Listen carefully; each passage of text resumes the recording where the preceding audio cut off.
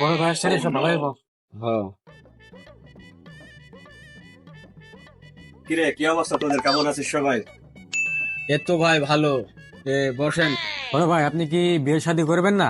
ছোট ভাই ব্রাদার গুলো আছে, আপনি কি দেখতে পান না? আপনি বিয়ে করলে তো আমাদের সিরিয়াল গুলো আসবে, আপনি কি বুঝতে পারেন না এগুলা? বড় ভাই, আপনি যদি বিয়ে না করেন তাহলে আপনার নামে থানায় কিন্তু মামলা করে দেবো। কি বললি রে? আরে বিয়ের কথা বাদ দে, কালকে রাতে আমি খুব অদ্ভুত একটা স্বপ্ন দেখছি। স্বপ্নের কথাটা আগে শোন। বড় ভাই, একটা কথা হলো, কিছু মনে করেন না। বল, সমস্যা কি? আমরাই তো এখানে, আবার কি আছে বল। বড় ভাই, কি অদ্ভুত স্বপ্ন দেখেছেন? অসলি কাজে পুঙ্গা মারার স্বপ্ন না তো?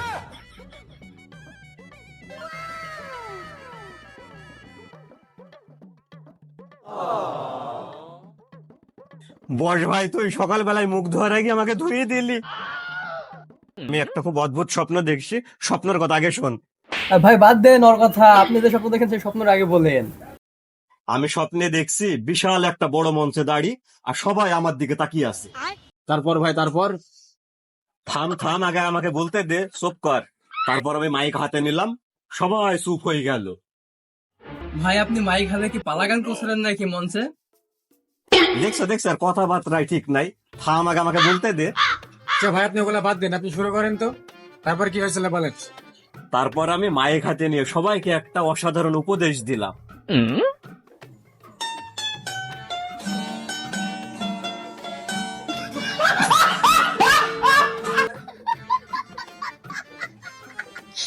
কি রে, এদের কি হইলো?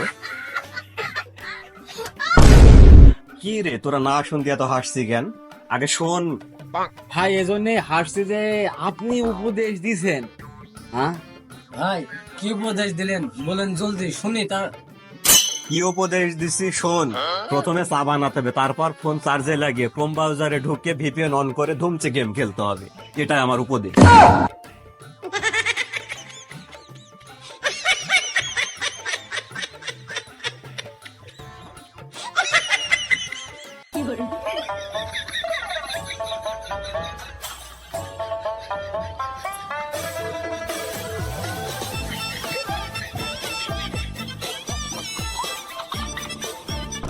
ভাই, এ তো জটিল উপদেশ। আমি তো জটিল উপদেশ ছাড়া দিও নি রে। ভাই এটা তো চা ও চার্জিং এর সাথে মনে হচ্ছে শরীর নষ্ট করার মহামন্ত্র। তাহলে তো আমাদের জ্ঞান ভান্ডারও ভুল হয়ে যায় তো। এই উপদেশ শুনে কতজনের না হয়ে যাবে খাম, না জানি কতজনের শরীর হয়ে যাবে চুষা আম।